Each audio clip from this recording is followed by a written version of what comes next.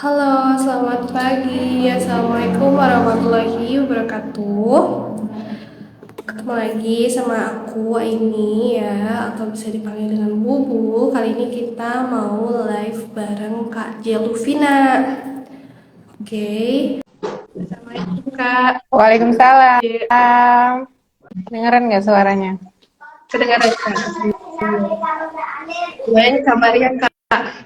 Alhamdulillah baik. Kak ini gimana kabarnya? Alhamdulillah baik juga Kak. Lagi sibuk apa nih Kak J?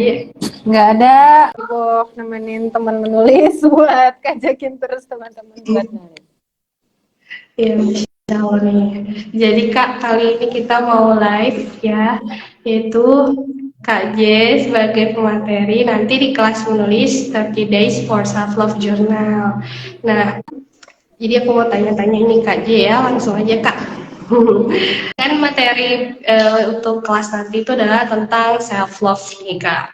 Nah, ngomong-ngomong nih Kak soal self love kan sekarang tuh banyak banget ya Kak artikel ataupun berita di sosmed gitu yang membahas tentang kesehatan mental. Nah, salah satunya tuh adalah tentang rasa insecure. Nah, sebenarnya kenapa sih Kak seseorang tuh bisa merasakan insecure?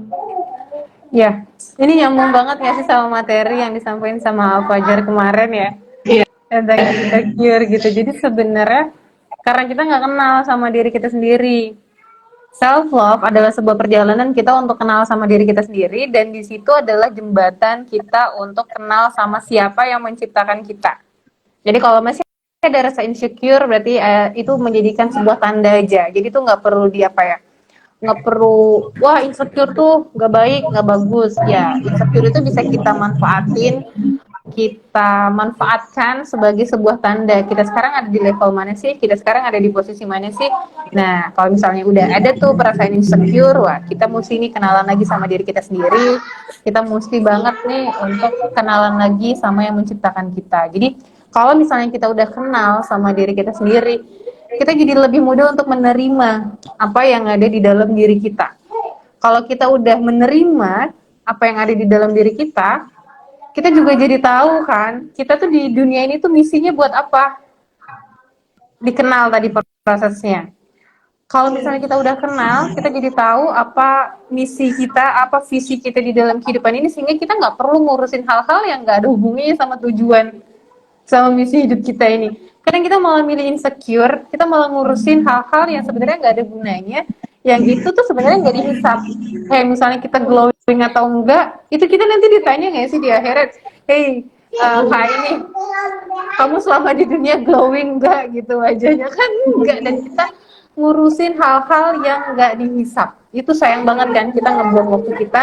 Dan makanya di sini dia pengen banget ngajak teman-teman untuk self love you. Kita kembali lagi ke diri kita sendiri, kita kenalan lagi. Mudah-mudahan kita jadi lebih mudah menerima hidung kita bentuknya seperti apa, kemudian juga nasib kita seperti apa. Itu kan berhubungan juga ya sama iman qada dan qadar. Kadang kita lupa nih, imannya itu cuma iman kepada Allah, iman kepada malaikat, iman kepada kitab gitu ya.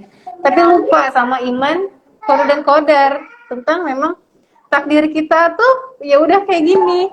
Ada memang kita sebuah pilihan yang kita nggak bisa memilih. Kita lahir dari keluarga seperti apa gitu kan. Kebanyakan kita ngurusin itu, kita nggak bisa milih kita lahir dari keluarga yang seperti apa, tapi kita selalu mempertanyakan, kita selalu mendebatkan keluarga kita seperti apa. Orang tua aku kayak gini, orang tua aku broken home, orang tua aku dari budaya ini gini-gini kan, tapi itu kan nggak bisa kita pilih. Jadi kenapa kita harus ngurusin hal-hal yang memang di luar kendali kita? Kenapa nggak kita terima aja? Karena memang ada banyak banget hal-hal peristiwa yang itu cukup diterima tanpa perlu banyak dipertanyakan. Jadi banyak banget sih step-stepnya. Mudah-mudahan teman-teman yang sekarang di sini lagi insecure, aku terima mataku yang sipit mbak, aku bersyukur walaupun aku bukan Cina. Ini nyambung nih, nyambung sama J. J itu dulu waktu kecil tuh dibilang Cina kebon. Kamu ngalamin itu dibully gak sih? Karena sipit tapi bukan orang Cina gitu. Jadi kayak sebuah sesuatu hal yang salah aja gitu di mata orang. Itu kayak ih Cina kebon gitu kan. Ya, tapi mungkin karena dulu J nggak sampai sakit hati gitu ya. Jadi ngerasanya kayak alhamdulillah sih nggak berbekas. Cuman dulu itu yang berbekas banget Kak ini karena J itu bisa ngomong R-nya itu di kelas SMA, tuh SMK, bayangin. Insecure kan? Sebenarnya tuh nggak insecure, tapi karena kayak misalnya kita lagi mos, dulu kan mos ya. Terus kayak mau masuk OSIS tuh kan kayak ada apa sih kegiatan-kegiatan malam gitu kan sama senior gitu kan. Jadi kayak dimainin, ayo ngomong. Kamu ngomong, ular melingkar-lingkar di pagar Pak Lurah gitu kan. Padahal kan dia tahu kakak nggak bisa ngomong R dan makin dijadi-jadi gitu. Makin dijadi-jadi dan itu tuh malu banget loh di pertontonan kayak gitu. Tapi akhirnya, Diketawain iya terus ya. bener, jadi lucu buat mereka, tapi kan nggak lucu buat kita. Gimana ya, kita junior nggak bisa nolak, tapi aku pengen masuk OSIS gitu kan, tapi harus melewati fase itu dan itu rasanya sakit banget sih. Tapi dari rasa sakit itu dia jadi kekeh untuk ngomong R gitu, untuk belajar bilang R. Akhirnya belajar akhirnya bisa. Oh, seneng banget akhirnya terbebas dari pembulian itu. Tapi Masya tetap Allah. masih membekas sih. Jadi di anak-anak tuh J berusaha untuk kalau bisa nama panggilan anak tuh jangan ada huruf R. Karena jaga-jaga kalau dia belum bisa ngomong R dan dia udah gede, ternyata nama panggilannya ada huruf R. J takut nanti mereka waktu memperkenalkan diri atau kenalan sama siapa yang ada dia nggak bisa ngomong R gitu kan, itu takutnya mengganggu buat dia gitu. Jadi sampai segitunya, sampai kepikiran sampai sekarang tetap udah selesai gitu. Jadi ya tadi, jadi nama panggilannya nggak ada R kan, Hamas, Hamis, Hanin, Iya, aman. hadir. Meskipun Ya, alhamdulillah Hamas Hamis udah alhamdulillah. bisa ngomong R di usia 3 tahun. Gitu. Alhamdulillah, Masya Allah. Dari apa? Belajar dari pengalaman sendiri ya. Memang sih caranya self love itu adalah cara penerimaan diri. Nah, gitu. Nah, kalau gimana sih kalau cara Kak J sendiri nih untuk menerapkan self love pada diri sendiri nih Kak? Selain misalnya penerimaan tuh harus seperti apa? Mungkin dari orang sekitar ke Kak J-nya gimana Kak? Support ya, misalnya Kak J mendapatkan support untuk apa ya? Untuk terus self love gitu gimana Kak? Kita dulu support, support kita dulu yang support, baru nanti kita akan disupport kan gitu ya. Iya. Dia juga di keluarga kita tuh biasanya di dalam keluarga tuh kita kayak di akuarium. Teman-teman pernah lihat akuarium di mana ikannya tuh pernah saling sapa, cuma lewat-lewat gitu aja kan, saling lewat, ada nggak yang bercengkrama ikannya gitu. Jadi kita tuh biasanya di keluarga kayak gitu, kayak kondisi di akuarium, hanya saling tahu, pulang sekolah oke, makan gitu-gitu aja, nggak ada yang ngomongin kamu apa kabar, kamu lagi sedih ya, bunda sayang kamu, itu tuh jarang banget. Kalaupun ada biasanya di saat anak-anak tuh usia balita. Setelah itu udah deh sendiri-sendiri, udah mandiri gitu kan ya. Nah, dia tuh ngerasa keluarga J dulu tuh ya kayak keluarga pada umumnya ya, bukan keluarga yang broken home, bukan keluarga yang penuh amarah tuh enggak. Cuman memang ya itu tuh apa ya, hati dia tuh kayaknya penuh dengan rasa untuk mengungkapkan cinta tapi nggak terekspresikan. Meskipun dulu waktu mama masih ada, dia tuh suka banget sebelum tidur selalu peluk mama.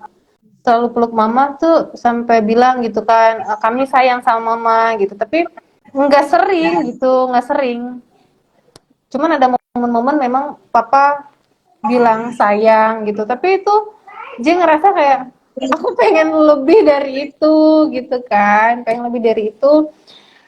Cuman memang yang jadi PR itu J ke saudara. Jadi memang karena mungkin saudara laki-laki, jadi kita tuh sering banget berantem gitu sama saudara.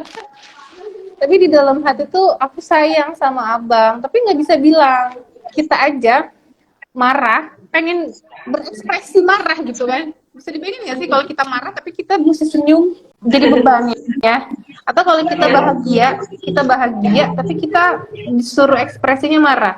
Oke, kita cinta sama keluarga kita, cinta banget kan kita pasti sama keluarga kita, tapi kita disuruh biasa aja. Itu tuh jadi beban loh teman-teman. Nah di situ J pokoknya berkomitmen banget waktu J nikah untuk berkomitmen banget untuk membiasakan dengan ngomong cinta. J dulu ngerasa pernah ngelihat artis gitu di wawancara, mereka tuh suami istri bilang I love you setiap hari. Jadi mikirnya, bakalan bosen gak sih bilang I love you setiap hari gitu kan. Tapi ternyata waktu dijalanin, itu tuh bener-bener kayak tanaman yang selalu disiram dan dipupuk. Justru makin tumbuh, makin mekar, dan itu J komit banget sampai di usia 6 tahun setengah pernikahan ini. Kami selalu membiasakan untuk setiap hari meluangkan waktu untuk bilang sayang, bilang thank you gitu, memenuhi bahasa cinta, saling memeluk, saling apresiasi kata, itu benar-benar dibiasakan. Jadi jangan sampai ke jeda, karena kalau ke jeda akan susah lagi kan mulainya gitu. Jadi di keluarga tuh jangan sampai kita self love sendiri ya gak sih? Kita udah self love tapi saudara malah nyakitin, anak malah gimana, suami malah gimana, kan jadinya apa yang kita bangun jadi kebongkar lagi. Kita mesti bangun dari awal lagi. Jadi itu hal-hal yang gak enak di dalam hidup kita dulu yang gak perlu dijadiin luka batin, itu jadiin sebuah pembelajaran aja. Kayak misalnya aja mungkin dulu belum terlampiaskan ya ekspresi cinta J ke saudara, ke orang tua tuh nggak terlampiaskan, tapi saat dia bangun rumah tangga, karena dia belajar bahwa seorang anak tuh pengen loh lihat ekspresi cinta dari orang tuanya gitu kan. Karena kebanyakan orang tua atau keluarga tuh ngerasa kita saling tahu aja deh, kita Umi mah ya nggak mungkin nggak sayang sama kamu kan, jadi ya nggak perlu diungkapin, udah pasti udah sunatullahnya kita saling sayang, jadi ya nggak perlu repot-repot saling ngungkapin gitu. Jadi bentuk support J di keluarga J adalah kami saling membiasakan untuk ngungkapin cinta, ini bahasa cinta.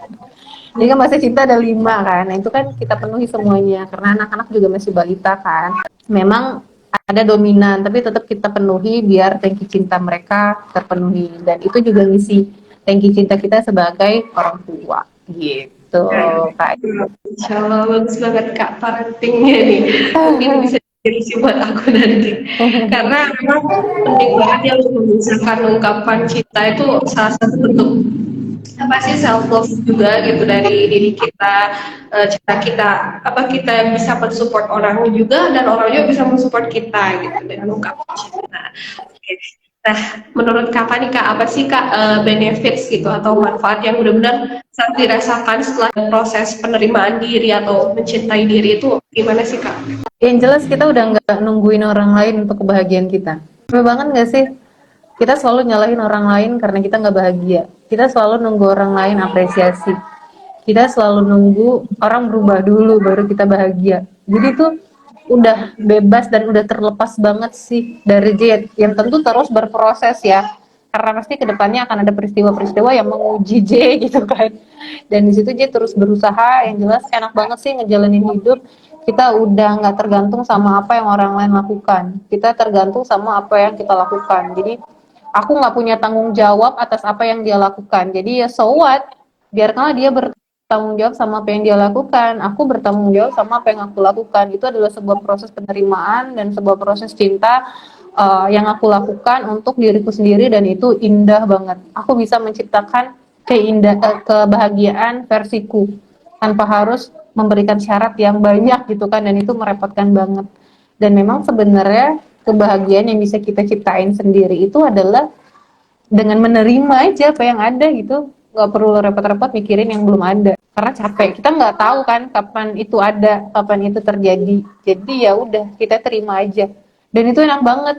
Dan yang paling fundamental adalah J jadi kenal sama siapa yang menciptakan J, karena itu udah sunatullah saat kita mengenal sebuah ciptaan, kita akan kenal gitu sama yang menciptakan itu, dan itu adalah sebuah perasaan yang just sulit banget mengungkapkannya karena seluar biasa itu perasaan itu. Dan itu pengen teman-teman ngerasain, karena memang yang paling kita butuh itu sebenarnya cintanya Allah gitu, cintanya yang zat yang menciptakan kita gitu. Jadi ngapain sih kita capek-capek minta orang untuk cinta sama kita, padahal kita sendiri pun belum memenuhi cinta kita ke diri kita sendiri. Kita pun belum gitu mencintai yang menciptakan kita gitu kan. Jadi fokus ke diri kita sendiri dulu, dan mudah-mudahan kita bisa jadi cinta sama Allah, dan mudah-mudahan ya energi itu kan menular ya. Jadi kalau misalnya kita sekarang berada di daerah yang toksik, jangan-jangan memang kita yang toksik gitu. Jadi kalau misalnya kita ini adalah diri yang penuh cinta, orang-orang di sekeliling kita akan ngerasain energi itu. Jadi kalau kamu mau maksa suami kamu harus melakukan ini nanti dulu deh. Kamu lakukan dulu aja, rasain dulu manfaatnya, percaya deh, apalagi serumah. Energi itu pasti cepet banget nularnya. Gitu, Kak. Oke nih Kak, karena tadi kan banyak banget ya manfaat yang bisa dirasakan ketika kita self love. Nah, kalau misalnya buat teman-teman menulis nih, ada nggak sih Kak tips buat meningkatkan rasa self love, mencintai diri gitu? Gimana sih supaya tetap semangat, istiqomah gitu Kak? Ada nggak sih Kak tipsnya? Yang jelas sih kita dalam melakukan sesuatu kita perlu ilmu ya. Kita bakalan stres, tertekan banget kalau kita melakukan sesuatu tanpa ilmu. Teman-teman mungkin yang sekarang lagi stres banget menghadapi sebuah peristiwa, kenapa? Karena memang teman-teman nggak tahu mesti gimana. Itu stres banget kayak ini. Misalnya sedang kehilangan ya, sedang kehilangan dan kita nggak tahu harus gimana setelah kehilangan itu pasti stres banget. Atau kita dihianati sehingga kita bingung aku harus bersikap gimana nih, aku mau marah ke siapa, aku marah sama selingkuhannya, aku mau marah sama dianya, aku mau marah sama aku yang ternyata aku nggak lebih cantik dari selingkuhannya, aku harus seperti apa gitu kan. Nah kalau misalnya kita bingung tuh memang jadi lebih mudah stres dan tertekan. Jadi memang segala sesuatu hal kita perlu ilmunya dan kita memang mesti belajar. Dan teman-teman bisa dibayangin guys, si seorang dokter melakukan pekerjaannya tuh happy nggak sih? Kalau misalnya udah jadi dokter ya udah sekolah ilmunya udah ada tuh akan happy aja jadi profesi dokter karena dia tahu ilmunya. Terus teman-teman yang nggak punya ilmu dokter terus disuruh sesar gitu, disuruh ngebedah sesar ibu hamil gitu kan, kita bakal tertekan banget dan beban banget kan. Aku nggak tahu ilmunya soalnya. Sama juga dengan self love, kita perlu banget ilmunya biar kita tahu cara melakukannya gimana dan kita juga jadi lebih enjoy dan apa ya namanya, tenang aja dan minim resiko kan kalau kita tahu ilmunya. Jadi nggak perlu trial dan error gitu, kita udah tahu ilmunya. Dan enaknya sih belajarnya itu nggak sendirian kayak ini, kita bareng-bareng sehingga kita punya teman yang memang sama-sama berjuang untuk self love. Jadi kalau misalnya lagi namanya juga kita semangat aja bisa up and down kan, Iman juga up and down. Mudah-mudahan dengan kita punya teman kita jadi kayak aku ada temennya nih, ada juga kok yang berjuang self love bareng-bareng gitu kan, apalagi ada guru, ada komunitas, kita belajar bareng-bareng dan mudah-mudahan itu jadi lebih seru banget sih teman-teman. Wah, Masya Allah nih, mudah-mudahan bisa banget ya sama teman menulis diterapkan nih ya proses self love ini. Nah, oke Kak, jadi kan akan menjadi pemateri nih Kak di kelas menulis nanti di 30 Days for Self Love Journal di Nulis You. Nah, boleh nggak sih Kak kasih sedikit nih bocoran gitu kan terkait materi yang akan Kakak bagikan di kelas nanti Kak? Boleh dong. Oke, jadi materinya yang jelas sih ada 3 tahapan itu ya. Jadi dalam self love kita punya 3 tahapan. Yang pertama adalah mengenali diri, menerima diri, dan baru kita bisa ke mencintai diri. Jadi kalau misalnya kita udah menerima diri tapi belum bisa mencintai diri tuh kita juga perlu belajar. Karena ada loh orang yang dia cinta sama dirinya sendiri, tapi dia sampai nggak bisa gitu untuk mengungkapkan rasa cinta itu kepada dirinya sendiri dan kita perlu latihan gitu. Jadi kita akan belajar tahapan-tahapan itu. Jadi bukan hanya belajar karena ini tuh ilmunya yang memang kita langsung teman-teman praktekkan. Jadi memang bisa kita latihan bersama-sama. Teman-teman bukan hanya dapat ilmu aja, tapi teman-teman akan dapat experience yang itu nanti bisa teman-teman lakukan meskipun teman-teman udah selesai ikutan kelas ini.